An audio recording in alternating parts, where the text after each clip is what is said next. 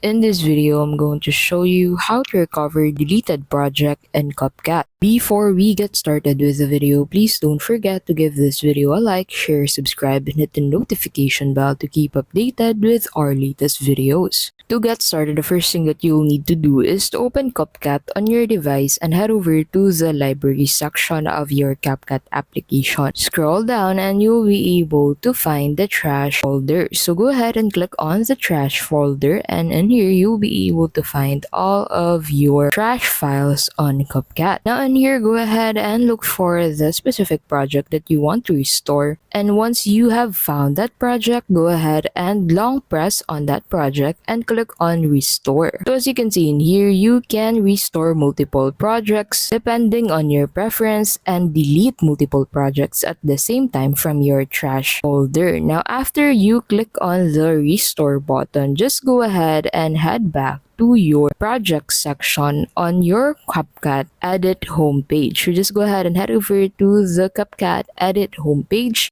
And in here, you'll be able to find your restore trash project from your trash folder. Now you can go ahead and continue editing this project and resaving it on your device. Take note that you should be signed in to your Capcut account whenever you delete projects to be able to recover them easily on the application.